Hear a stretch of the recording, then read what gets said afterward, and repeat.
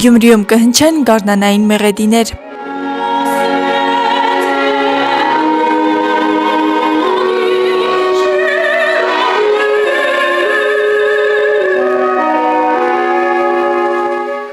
Մարտի 17-ին Գյումրու դրամատիկական թատրոնի բեմում նախատեսվում է դասական երաժշտության գեղեցիկ երեկո։ Տեղի կունենա գյումրեցի երգչուհի Մերի Մկրտչյանի մենահամերգը Գյումրու պետական սիմֆոնիկ նվագախմբի երաժշտական ուղեկցությամբ։ Նվագախմբի տնօրենի հետ համատեղ միասին որոշեցինք հետաքրքիր լավ գարնանային համերգ ունենալ, շատ սիրում եմ իմ աշխատանքը, ունեինք շատ ընդրված հադնդիր ստեղծագործություններ, որոնք կուզենայինք ավելի մեծ լսարանին ներկայացնել։ Սա է հիմնական ոգևորող եւ ներշնչող պահը եղել։ Ներկայացնելու ենք մենակատար, երգչուհի, վոկալիստ, տաղանդաշատ գյումրեցի Մերի Մկրտչյանին։ Մեզ համար պատիվ է ներկայացնել մեր համակարգացուն եւս մեկ անգամ, բայց այս անգամ հնարավորությունը ամբողջական մենահամերգն է։ Վերջին փորձերն են ընթանում, մանրակրկիտ աշխատում են մինչև ընտրված ստեղծագործությունները կհասնեն աջեմյանական բեմ։ Կազմակերպիչների հավաստմամբ ընտրվել են հանրահայտ եւ հանդիսատեսի կողմից սիրված ստեղծագործություններ, արիաներ ու ռոմանսներ, որոնք խոստանում են հանդիսատեսին պարգևել հիշվող ու հաճելի պահեր։ Հայ, ռուս եւ արևմտաեվրոպական կոմպոզիտորների ստեղծագործություններ է կատարվում, Դվորժակ, Պուչինի, Վերդի, Մավիսակալյան, Բաբաջանյան, Կոմիդասյան շարք կա եւ այսպես։ Գյումրու պետական սիմֆոնիկ նվագախմբի տնօրեն Սոնա Հովհաննիսյանի խոսքով հանդիսատեսը բազմիցս բարձր է գնահատել Մերի Մկրտչյանի կատարումները, ինչն էլ հիմք է դարձել, որպեսզի այս անգամ երգչուհին ներկայանա մենահամերգով։ Մերի կատարումը արդեն իսկ հանդիսատեսը գնահատել է շատ բարձր, ստանալով այդ բարձր գնահատականը, այո, հասկացանք, որ պահը հասունացել է եւ Մերի Մկրտչյանը մենահամերգով կարող է հանդես գալ գյումրեցի հանդիսատեսին, գյումրեցի ունկնդրին։ Իսկ արդեն համադրել սիմֆոնիկ նվագախմբի ելույթը արդեն իսկ սիրված մեր համակարգացիների կողմից եւ մշտապես սպասված համերգային ծրագրերը եւ գումարային Մերի Մկրտչյանի գեղեցիկ կատարումները, արդեն շատ կատարումներ, որոնք սիրված են հանդիսականի կողմից, նույնիսկ հարցնում են, լինելու է այս կամ այն համարը, այնքան ծանոթ են։ Այո, այսօր մեզ համար նորից շատ մեծ հնարավորություն է գյումրեցի ունկնդրին ներկայանալ թե գեղեցիկ դասական երաժշտությամբ եւ թե վոկալ կատարումներով։ Ստեղծագործությունների թեմատիկ շղթան ձգվում է դեպի գարուն, սեր, լույս եւ մայրական ջերմություն ստեղծելով համերգի ամբողջական գաղափարական գիծը։ Տոմսերն հասանելի են Գյումրու դրամատիկական թատրոնի տոմսարխում, Թիկետոն եւ Տոմսարկ.am կայքերում։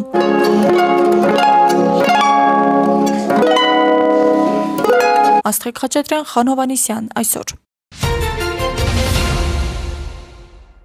Վարչապետ Նիկոլ Փաշինյանն ընդունել է Եվրամիության ներքին գործերի եւ միգրացիայի հարցերով հանձնակատար Մագնուս Բրուներին։ Վարչապետը ողջունել է պարոն Բրուների այցը Հայաստան եւ կարեւորել է Եվրոպական միության հետ համագործակցության հետեւողական զարգացումը։ Վարչապետն ընդգծել է մեր երկրում ժողովրդավարական բարեփոխումների արդյունավետ իրականացման գործում Եվրամիության շարունակական օժանդակության փաստը, հավելելով, որ կառավարության նպատակն է տարբեր ոլորտներում ներդնել այնպիսի ստանդարտներ, որոնք կհամապատասխանեն Եվրամիության չափանիշներին։ Երկրի ղեկավարը միաժամանակ գոհունակություն է հայտնել Հայաստան-Եվրամիություն վիզաների ազատականացման ուղղությամբ իրականացվող աշխատանքներից եւ հավելել, որ վիզաների ազատականացումը եւս մեկ կարևոր քայլ կլինի երկկողմ հարաբերությունների խորացման ու ընդլայնման ուղղությամբ։ Իր հերթին Մագնուս Բրուները շեշտել է, որ Հայաստանը վիզաների ազատականացման գործողությունների ծրագիրն իրականացնում է հաջողությամբ եւ արդյունավետ, հույս հայտնելով, որ Հայաստանի հետեւողական քայլերը կհանգեցնի սպասված վերջնարդյունքին։ Միաժամանակ Եվրամիության ներքին եւ միգրացիայի հարցերով հանձնակատարը եւս մեկ անգամ ընդգծել է բարեփոխումների առաջմղման նպատակով Եվրամիության կողմից աջակցություն ցուցաբերելու պատրաստակամությունը։ Զրուցակիցները մտքեր են փոխանակել Հայաստան-Եվրամիություն փոխգործակցության օրակարգային հարցերին, ինչպես նաեւ անդրադարձ կատարել տարածաշրջանային նշանակության այլ թեմաների։ Բրյուսել կատարած աշխատանքային այցի շրջանակում պաշտպանության նախարար Սուրեն Պապիկյանը մարտի 12-ին հանդիպել է Բելգիայի թագավորության պաշտպանության եւ արտաքին առևտրի նախարար Թեո Ֆրանկենի հետ։ Նախարարները քննարկել են պաշտպանության ոլորտում Հայաստան-Բելգիա համագործակցության առնչվող հարցեր։ Հանդիպան ընթացքում կողմերն ընդգծել են համագործակցության զարգացման մեծ ներուժը ռազմական կրթության, մասնագիտական վարժանքների, ռազմական բժշկության, խաղաղապահության, հումանիտար ականազերծման եւ այլ ուղղություններով, պայմանավորվածություն ձեռք բերելով շարունակել աշխատանքները փոխգործակցության ընդլայնման ուղղությամբ։ Զրուցակիցներն անդրադարձել են նաեւ միջազգային անվտանգությանն առնչվող մի շարք հարցերի։ Գյումրու գլխավոր ճարտարապետ Հենրիկ Գասպարյանը մեղադրյալի աթոռին է։ Հակակոռուպցիոն կոմիտեում քննված բազմադրվակ քրեական վարույթով հիմնավորվել է, որ Գասպարյանը, լինելով Գյումրի համայնքի գլխավոր ճարտարապետ, ինչպես անձամբ, այնպես էլ խմբի կազմում 7 անձի օգտին հովանավորչության, թողտվության եւ այլ ապօրինի գործողության համար ստացել է կաշառքներ, ինչպես նաեւ խմբի կազմում կատարել է պաշտոնեական կեղծիք։ Հենրիկ Գասպարյանը եւ Գյումրի համայնքի ղեկավար Վարդան Ղուկասյանը տեղյակ լինելով Սևակ Գոմցյանին պատկանող ինքնակամ կառույցն օրինականացնելու իրավաչափ հիմքերի բացակայության եւ ինքնակամ կառույցի քանդման անհրաժեշտության մասին որոշել են օրինական տեսք տալ Սևակ Գոմցյանի Շիրակի մարզի Գյումրի համայնքի Գարեգին Նժդեհի փողոցի 1 կոտորակինը հասցեում առանց շինարարական թույլտվության ինքնակամ կառուցված շուրջ 3079.5 քառակուսի մետր մակերեսով առևտրի եւ սպասարկման համար նախատեսված հասարակական նշանակության ինքնակամ կառույցին։ Ըստ քննության բովանդակությամբ կեղծ պաշտոնեական փաստաթղթեր կազմելու միջոցով նախկինում ինքնակամ կառուցված եւ փաստացի չափամոնտաժված շինությունը նոր կառուցված օրինական շինություն ներկայացնելու համար Սևակ Գոմցյանից պահանջել են $10,000 կաշառք։ Հենրիկ Գասպարյանը գործելով Վարդան Ղուկասյանի հետ ունեցած նախնական պայմանավորվածությամբ բանակցություններ է վարել Սևակ Գոմցյանի հետ եւ նշված գործողություններն իրականացնելու համար 2025 թվականի հոկտեմբերի 5-ին Սևակ Գոմցյանից պահանջել է խոշոր չափերով 4 միլիոն Հայաստանի Հանրապետության դրամ կաշառք։ Գասպարյանին կաշառք է առաջարկել նաև Գյումրիում շինարարական գործունեությամբ զբաղվող Արտակ Ադամյանը։ Գյումրու մանկապարտեզներում իրականացած շինարարական աշխատանքների դիմաց վճարման ենթակա գումարը սեղմ ժամկետում եւ անխոչնդոտ ստանալու համար։ Հենրիկ Գասպարյանն Արտակ Ադամյանից անձամբ ստացել է 200,000 դրամ կանխիկ կաշառք։ Նախաքննությամբ հիմնավորվել է նաև, որ Հենրիկ Գասպարյանին կաշառք է առաջարկել Ռազմիկ Հովհաննիսյանը արևային կայաններ տեղադրելու համար 1.5 հեկտար մակերեսով հողամասի ձեռքբերման նպատակով Գյումրու համայնքապետարանի հայտարարած համայնքային սեփականություն հանդիսացող հողամասերի աճուրներում օրենսդրությամբ սահմանված կարգի խախտմամբ իրեն հաղթող ճանաչելու գործընթացը բարեհաջող կազմակերպելու համար։ Նույն օրը նույն վայրում Հենրիկ Գասպարյանը Ռազմիկ Հովհաննիսյանից ստացել է 268,500 դրամին համարժեք 700 ԱՄՆ դոլար կաշառք։ Հաջորդ դրվագով Գասպարյանին կաշառք է տվել Ռուբինա Չարչօղլյանը, Շիրակացի փողոցում գտնվող առևտրային կենտրոնի քանդման եւ նոր շինարարության թույլտվությունները առանց խոչընդոտների կազմակերպելու համար։ Գյումրու համայնքապետարանի վարչական շենքի իր աշխատասենյակում Ռուբինա Չարչօղլյանից անձամբ ստացել է եղբոր կողմից նշված նպատակով իրեն ուղարկված գումարից 387,140 դրամին համարժեք 1000 ԱՄՆ դոլար կաշառք, որից հետո Հենրիկ Գասպարյանը ձեռնամուխ է եղել նշված քաղաքաշինական գործընթացի իրականացման նպատակով անհրաժեշտ փաստաթղթերի հատկացման համար դրա հիմքերի հավաքագրման գործընթացին։ Եվս մեկ դրվագով Ռուստամ Սարգսյանը իրեն պատկանող Գյումրի համայնքի Իտալիան փողոցում գտնվող հողամասում ինքնակամ կառուցված շինության օրինականացման գործընթացը կազմակերպելու համար Հենրիկ Գասպարյանին առաջարկել է 196,729 դրամին համարժեք $500 կաշառք։ Հենրիկ Գասպարյանը որպես կաշառք Ռուստամ Սարգսյանից անձամբ ստացել է նշված գումարը եւ ձեռնամուխ է եղել վերոհիշյալ քաղաքաշինական գործընթացի իրականացման համար անհրաժեշտ հիմքերի հավաքագրման գործընթացին։ Ըստ քննության Դավիթ Նիկողոսյանը Գյումրի համայնքում կառուցվող շուրջ 2000 քառակուսի մակերեսով իր բազմաբնակարան շենքը նախագծելու, քանդման եւ շինարարության թույլտվության տրամադրման գործընթացներն առանց խոչընդոտների իրականացնելու համար Հենրիկ Գասպարյանին առաջարկել է 5 միլիոն դրամ կաշառք։ Բացի այդ, Կարապետ Մուրադյանը շուրջ 5000 քառակուսի մետր հողամասն աճուրդով իրեն օտարելու գործընթացը կազմակերպելու, փաստաթղթավորումն անխոչընդոտ եւ արագ կազմակերպելու նպատակով Հենրիկ Գասպարյանին առաջարկել է 5 միլիոն դրամ կաշառք, որը եւս ընդունվել է։ Այսպիսով Հենրիկ Գասպարյանը մեղադրվում է մի խումբ պաշտոնատար անձանց կողմից խոշոր չափերով կաշառք տվողի կամ նրա մատնանշած անձի օգտին թողտվության, հովանավորչությամբ կամ այլ ապօրինի գործողության համար կաշառք ստանալու մեջ։ Հենրիկ Գասպարյանը մեղադրվում է նաև պաշտոնեական կեղծիքի համար։ Նրա, ինչպես նաև կաշառք տված 5 անձի վերաբերյալ հակակոռուպցիոն կոմիտեում իրականացված նախաքննությունն ավարտվել է եւ քրեական վարույթը մեղադրական եզրակացությամբ ուղարկվել է հսկող դատախազին։ Այն հաստատվել եւ ուղարկվել է հակակոռուպցիոն դատարան։ Հենրիկ Գասպարյանի նկատմամբ նախ որպես խափանման միջոց կիրառվել է կալանքը, այնուհետև այն փոխարինվել է այլընտրանքային խափանման միջոցով տնային կալանքով։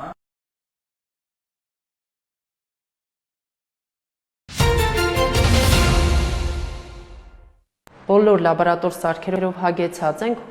ունենք հաղորդակի ծանոթներ, էլեկտրացույցներ, էլեկտրաշարժիչները, Արքիմեդի սարքն ունենք։ Հրազդանի նորակառույց դպրոցի ֆիզիկայի ուսուցչուհին շտապում է ցույց տալ լաբորատոր նոր գույքը, որ մանկավարժներին էլ պակաս չի ոգևորում։ Նախկինում ունեցել ենք սարքերը, պարզապես հիմնական մասը արդեն շարքից դուրս եկած են եղել։ Նոր սարքավորումներով այս ուսումնական տարվանից են աշխատում։ Եթե մինչև այդ ստիպված էին սահմանափակվել վիրտուալ լաբորատորիայով, հիմա իրական հնարավորություններն են գործի դնում։ Էլեկտրական հոսանքը եւ նրա ազդեցությունը 9-րդ դասարանցիների նախագծային աշխատանքը արդյունավետ դասերի լավագույն վկայությունն է։ Բաժանվել ենք խմբերի, հաշվարկները կատարել է մի խումբը,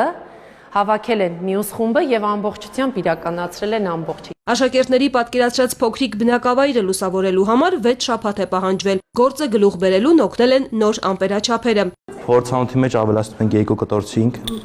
մաղաթթու, ջրաստի գազը անջատվում է այստեղ։ Քանի որ այն թեթև է, դրա համար ենք վերևա բարձրանում, հաղթակացել է։ Ահա, այս ինչ գազ է։ Ինչ անջատվեց, ո՞ր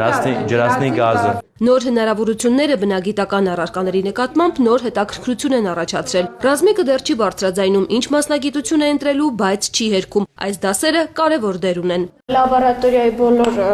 փորձերը մեզ օգնել են, որպեսզի մենք եւ սիրենք առարկաները եւ կողմնորոշվենք մեր մասնագիտությունը։ 3 դասընկերուհիներն էլ արդեն հստակ գիտեն, թե դպրոցից հետո որ բուղն են դիմելու։ Ապագա բժիշկներն առայժմ դպրոցի լաբորատոր հնարավորություններով են ամրապնդում գիտելիքները, փորձում են բանանի ԴՆԹ-ն անջատել։ Քանի որ քրոմոսոմը կազմված է ԴՆԹ-ից եւ սպիտակուցից, իսկ մեզ հարկավոր է ԴՆԹ-ն, որը գտնվում է քրոմոսոմի մեջ, հարկավոր է քայքայել սպիտակուցը, իսկ աղը օգնում է քայքայել սպիտակուցը։ Նոր սարքավորումների հնարավորությունները սակայն ստիպված են օգտագործել հին նյութերով, մինչև որ դպրոցը ձեռք կբերի նորերը։ Սարքավորումներից էլ ինքնուրույն են փորձում գլուխ հանել, ուսուցիչները դեռ չեն վերապատրաստվել։ Գնալու ենք շուտով վերապատրաստման, ամեն ինչ մեզ ներկայացնելու են, փուլերով են անում վերապատրաստումը, շուտով մեր հերթն է գալու, մենք էլ ենք գնալու, ամեն ինչ բացատրելու են նոր չափորոշիչ հետ կապված։ Մինչև ուսուցիչները սպասում են վերապատրաստման իրենց հերթին, սաները հանրապետական օլիմպիադայի են պատրաստվում։ Նոր հնարավորություններով դպրոցում Անին ու Էրիկը նոր իմացություններով են զինվում։ Օրինակ, ինչ կապ կա հայոց այբուբենի ու Մենդելևի Աղուսյակի միջև։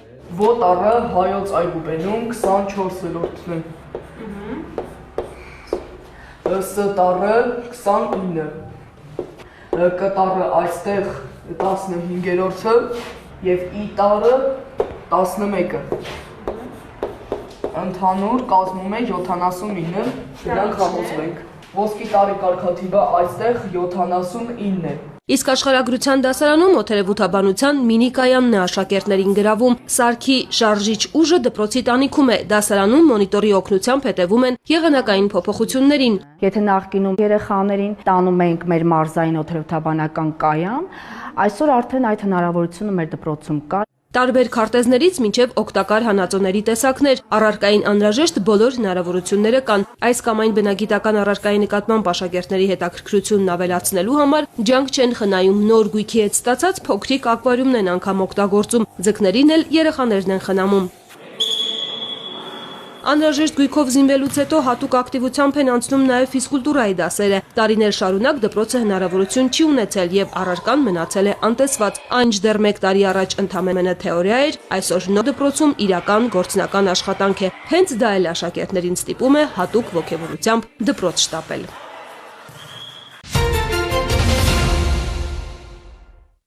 Իրանը կրկին ենթարկվել է հրթիռակոծության, թիրախում են հայտնվել Թեհրանը եւ Իսլամական Հանրապետության այլ բնակավայրեր։ Տեղեկություններ կան, որ Կարմիր մահիկի աշխատակիցներ են տուժել։ ԱՄՆ կենտրոնական հրամանատարությունը հայտնել է, որ պատերազմի մեկնարկից ի վեր Իրանում ոչնչացվել է մոտ 6000 թիրախ, խոցվել կամ վնասվել է ավելի քան 90 նավ, այդ թվում ռազմածովային։ Իրանն էլ հարվածել է հրեական պետության հյուսիսին, իսրայելական զլմների տվյալով տուժել է շուրջ 60 մարդ։ Կրկին թիրախում են հայտնվել Սաուդյան Արաբիան, Արաբական Միացյալ Էմիրությունները։ Ըստ լրատվամիջոցների Դուբայում ֆինանսական կենտրոն է թիրախավորվել։ Իրաքում Էրբիլի մոտակայքում էլ ԱԹՍ-ների հարձակման հետևանքով ֆրանսիացի զինվոր է զոհվել։ Էմանուել Մակրոնը հայտնել է, որ եւս մի քանի զինվորական վիրավորվել է։ Նրանք ներգրավված են եղել տարածաշրջանում ահաբեկչության դեմ պայքարին։ Մարտական գործողությունները շարունակվում են Լիբանանում, Իսրայելից տեղեկացրել են Հեզբոլահին պատկանող օբյեկտներ ոչնչացնելու մասին։ ԱՄՆ նախագահը հայտարարել է, որ Իրանի շուրջ իրավիճակը շատ արագ է զարգանում։ Ամեն ինչ շատ լավ է ընթանում, Թեհրանը շատ ծանր գին է վճարում, մենք ամբողջությամբ ոչնչացնում ենք նրանց ռեժիմը, ռազմական, տնտեսական եւ այլ առումներով, նրանք այլևս չունեն ծովային, օդային եւ այլ ուժեր, չունեն ղեկավարություն, մենք ռազմական անսահմանափակ պաշարներ ունենք։ Իսրայելի վարչապետն էլ հայտարարել է միջուկային ոլորտի իրանցի գիտնականների սպանության մասին։ Իսրայելա-ամերիկյան հարվածներից հետո Իրանը այլևս նույնը չէ, նրանք մեծ կորուստներ են կրել։ Այժմ փորձում ենք կանխել միջուկային եւ հրթիռային նախագծերի տեղափոխումը գետնի տակ։ Ինչ վերաբերում է Իրանի նոր հոգեվոր առաջնորդին եւ Հեզբոլլահի ղեկավարին, ահաբեկչության հովանավորներից որևէ մեկը ապահովագրված չէ։ Ես չեմ բացահայտի մեր ծրագրերը, բայց նրանց հետ կապված շատ անակնկալներ ունենք։ Իրանի համար ազատության նոր ուղի է բացվում։ Հանրապետության ապագան կախված է նրա քաղաքացիներից։ Թեհրանից արձագանքել են։ Թրամփը հայտարարում է, որ արագ հաղթանակ է ցանկանում, չնայած պատերազմը սկսելը հեշտ է, այն չի կարելի հաղթել մի քանի թվիթով։ Մենք չենք զիջի, մինչև դուք չզղջաք այս լուրջ սխալի համար։ Պահպանվում է Հորմուզի նեղուցի շուրջ լարվածությունը, ինչի հետևանքով համաշխարհային էներգակիրների շուկայում ճգնաժամային իրավիճակ է ստեղծվել։ Թեհրանն արձագանքել է լուրերին, որ իրանական կողմն ականապատել է Հորմուզի նեղուցը։ Իսլամական Հանրապետության փոխարտգործնախարար Մաջիդ Թախտ Ռավանչին հայտարարել է, որ այդ տեղեկությունը չի համապատասխանում իրականությանը։ Նրա խոսքով անգամ թույլ են տվել որոշ երկրների նավերի հատել նեղուցը։ Իսկ ԱՄՆ-ի եւ Իսրայելի ագրեսիային միացած երկրների նավերի համար Հորմուզի նեղուցը փակ է մնալու, շեշտել է դիվանագետը։ Նավթային ոլորտն ինչ որ չափով կարգավորելու նպատակով Վաշինգտոնը ժամանակավորապես թույլատրել է ռուսական նավթի նկատմամբ սահմանված պատժամիջոցները։ ԱՄՆ իշխանությունները թույլատրել են երրորդ երկրներին գնել ռուսական հում նավթ եւ նավթամթերք, որոնք տանկերների վրա են բեռնվել մինչեւ մարտի 12-ը եւ այժմ գտնվում են ծովում։ Թույլտվությունը ուժի մեջ կլինի 1 ամիս մինչեւ ապրիլի 12-ը։ Ըստ ԱՄՆ ֆինանսների նախարարության այս կարճաժամկետ միջոցառումը ֆինանսական էական օգուտ չի տա Ռուսաստանի կառավարությանը։ Մերձավոր Արևելքում զարգացումների ֆոնին տարբեր երկրներում հակասեմականության դրսևորումներ են արձանագրվում։ Մարտի 12-ին Միչիգանի նահանգում մեքենան հարվածել է սինագոգի պատին, ինչից հետո կրակոցներ են լսվել։ Դեպքի վայրում հրդեհ է բռնկվել, կասկածյալը սպանվել է։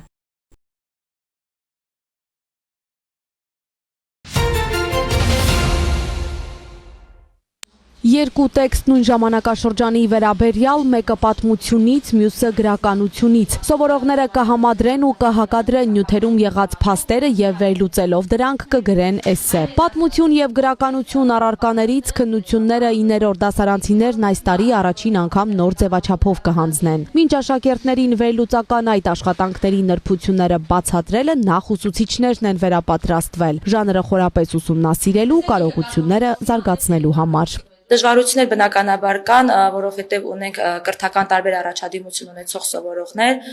որոշների մոտ հեշտ է, որոշների մոտ գրավոր խոսքն արտահայտելը ավելի մեծ բարդություն է ներկայացնում, բայց սովորողների հետ պարբերաբար աշխատանքներ են տարվում, որպեսզի ավելի արդյունավետ ու ավելի լավ արդյունքի հասնենք։ Երեխաները հիմնականում դժվարանում են ինտեգրված ձևաչափով էսսե գրելուց, քանի որ պետք է համատեղեն խաչող հասկացություններ, պետք է կարողանան երկու թեմաներից ընտրել ընդհանուր գաղափարներ եւ հաճախակի շփոթում են պնդումն ու փաստը, որը արդեն չի թույլատրվում, բայց այդ ուղղությամբ պարբերաբար աշխատանքներ կատարվում են։ Էսսեն ստեղծագործական վերլուծական շարադրանք է, որի միջոցով աշակերտը կկարողանա առաջ քաշել ազատ անկաշկանդ տեսակետ եւ այն փաստերով հիմնավորելով զարգացնել քննադատական մտածողություն։ Գրավոր խոսքում հաշվի կառնվեն նաև ուղղագրական եւ կետադրական սխալները։ Գրավոր խոսքում ունենք սխալներ, որ դու բանավոր խոսքի ժամանակ թույլ չես տալիս, իսկ գրավոր խոսքի ժամանակ թույլատրվում են այդպիսի սխալներ։ Այդ երեխաների հետ են ավելի շատ աշխատանքներ տարվում, որպեսզի այնտեղ ուղղագրական սխալներ, կետադրական սխալներ, նախադասությունների քերականական եւ ճիշտ կառուցվածք պահվելու ուղղությամբ աշխատանքները տարվում են։ Առաջին ենք չենք հուսահատվում, ժամանակի ընթացքում բոլոր դժվարությունները կշտկվեն ու կհաղթահարվեն։ Համեմատաբար ավելի հեշտ է գրականությունից էսսե հանձնելը, բայց երբ ստեղծագործության ընդհանուր գաղափարը համադրվում է հայոց պատմության նույն ժամանակաշրջանի հետ, գործը բարդանում է։ Աշակերտը էսսե սկզբնական գրելուց պետք է կարողանա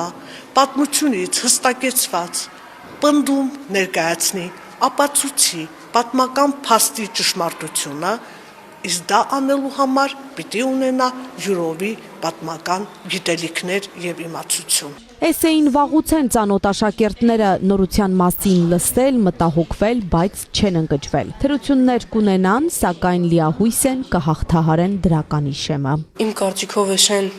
տարբերվում է քննության այլ ձևերից, ես հեշտ եմ հարմարվել էշեի հետ, էշեի մեջ ինձ դուր եկավ, որտեղ մենք կարող ենք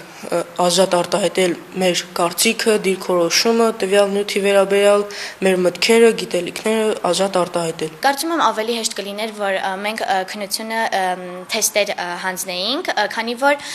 էսեն ոչ բոլորի մոտ է ստացվում։ Էսեի համար ինչքան էլ դպրոցում ես գիտելիքներ տան, հաստատ հավելյալ գիտելիքներ ստանալը կարևոր է, որովհետև դրանք նույնպես կօգնեն էսեն ավելի բարեհաջող հանձնելու համար։ Իմ համար ամենադժվարը երկու առարկաները իրար հետ կապելա եւ գրել մեկ ընդհանուր գրավոր պնդում։ Ինձ թվում է ամեն ինչ մեր մոտ կստացվի, եթե մենք շատ կարդանք, շատ սովորենք եւ էսեն գրելու համար հիմնականում պետք է որ թեմային լավ տիրապետել։ Տեղում դոփել պետք չէ, ասում է կրթության փորձագետը, էսեի միջոցով լեզվական մտածողությունը զարգացնելը չափազանց կարևոր է։ Անահիտ Հովհաննիսյանը ողջունում է նոր ձևաչափով քննություն հանձնելու գաղափարը, բայց միևնույն ժամանակ նշում 9-րդ դասարանում ինտեգրված էսեի միանգամից անցումը բարդություններ կառաջացնի։ Ես լուրջ մտահոգություն ունեմ, որքանով են մեր ուսուցիչները հանրակրթական դպրոցների պատրաստ էսե սովորեցնել աշակերտներին։ Բազմաթիվ տարբերություններ կան էսեի եւ շարադրության միջև, ինչու շեշտում եմ հատկապես շարադրությունը, որովհետեւ մեր ուսուցիչների գերակշիռ տոկոսի համար էսեն հավասարազոր է շարադրության, մինչդեռ դրանք իրարից տարբերվող ուրեմն երկու գրության ձևեր են։ Այս առումով դեռ պետք է ուսուցչին սովորեցնել էսե գրել, այնուհետև ուսուցիչն ինքը դասարանում կարողանար երեխային փոխանցել այդ հմտությունը։ Էսե գրելու հմտությունից հետո միայն արդեն անցնել էսեի տեսակին, ես խնդիր տեսնում եմ այստեղ, բայց ելի կարծում եմ, որ այդ խնդիրը հաղթահարելի խնդիր է,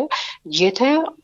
սկսվի ճիշտ վերապատրաստման գործընթաց այս ուղղությամբ։ Հեշտ չէ էսե գրելը, բայց անկախ կամքից ու ցանկությունից այն պետք է շարադրել։ Տեքստը կստուգեն երկու առարկաների ուսուցիչները, նրանցից յուրաքանչյուրը առանձին գնահատական կդնի, որոնց հիման վրա կձևավորվի մեկ միասնական միավոր։ Կկարողանան արդյոք պատվով հանձնել քննությունը, թե ոչ, ցույց կտա ժամանակը, բայց հստակ է մի բան՝ աշակերտի ինքնուրույն մտածելու, քննադատելու, վերլուծելու հմտությունները պետք է զարգացնել։ Սակայն ինչպես բոլոր փոփոխությունների դեպքում, այստեղ եւս համատեղ ջանք ու ժամանակ է հարկավոր։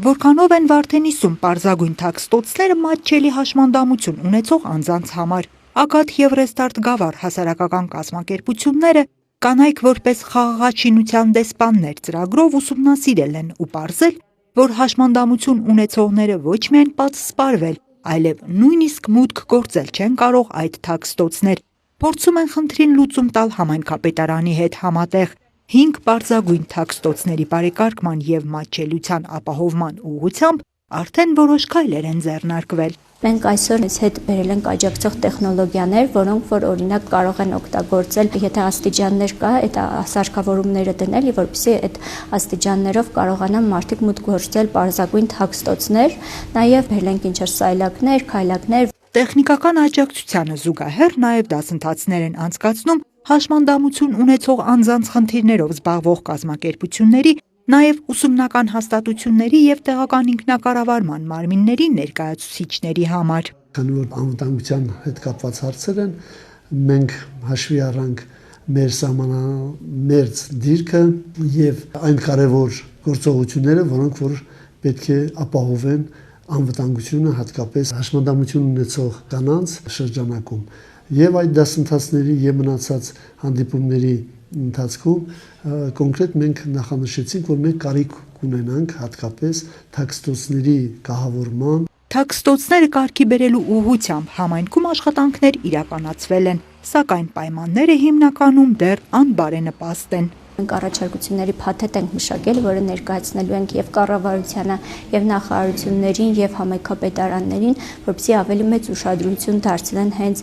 պարզագույն թաքստոցների պատրաստվածության։ Մենք փորձելու ենք այս պարագայում ուժերը միավորել, որպեսզի կարողանանք հասնել ցանկալի արդյունքի։ Սա շատ լավ օրինակ է, որ ամբողջ Հայաստանում պետք է այս ամեն ինչը տարածենք, քանի որ համայնքներում անհրաժեշտ են ունենալ պարզագույն թաքստոցներ արտակարգ իրավիճակների ժամանակ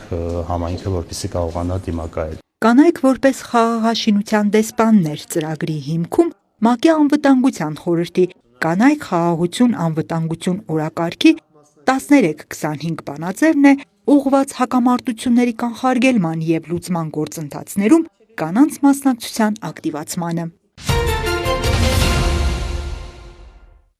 Համայնքային ոստիկանության օպերատիվ վերլուծական վարչության օպերատիվ հետախուզական գործունեության բաժնի ծառայողները շարունակում են պայքարը թմրամոլության եւ թմրամիջոցների անօրինական շրջանառության դեմ, հատուկ ուշադրություն դարձնելով նաեւ համացանցի միջոցով կազմակերպվող իրացումներին։ Փետրվարի 25-ին ստացված տեղեկության համաձայն նոտարերկրացի մի տղամարդ մայրաքաղաքում թաքստոցներում տեղադրելով իրացնում էր թմրամիջոցներ։ Ժամը 13:45-ին նա ձերբակալվեց Երևանի աշտարակի խճուղում եւ տեղափոխվեց համայնքային ոստիկանության Դավթաշինի բաժին։ Խուզարկությամբ նրա մոտ հայտնաբերվեց 34 փաթեթ։ Տղամարդը հայտնեց, որ դրանք PVP տեսակի թմրամիջոցներ են, որոնք ձեռք էր բերել Telegram ալիքի միջոցով։ Մարտի 2-ին օպերատիվ տեղեկության հիման վրա Դավթաշինի բնակիչ 29-ամյա երիտասարդը ձերբակալվեց Հալաբյան փողոցում։ Նրա մոտ հայտնաբերվեց 3 փաթեթ բուսական զանգվածներով։ Նա հայտնեց, որ հայտնաբերվածը մարիխուանա է եւ արդեն տեղադրել է մի քանի փաթեթ Թումանյանի անվան այգում։ Համայնքային ոստիկանության Դավթաշինի բաժնի ծառայողները այգում հայտնաբերեցին 5 փաթեթ։ Մարտի 9-ին ստացված օպերատիվ տեղեկության հիման վրա Նանսենի անվան այգում ձերբակալվեց Նոր Արեշում բնակվող 22-ամյա երիտասարդը։ Նրա մոտ հայտնաբերվեց 4 փաթեթ։ Նա հայտնեց, որ նույն այգում եւ հարակից վայրերում արդեն տեղադրել է փաթեթներ, որոնցից 5-ը հայտնաբերվեցին։ 3 դեպքով էլ կազմված փաստաթղթերը ներկայացվել են նախաքննական մարմին, նախաքննությամբ հանգամանքներ պարզվում են։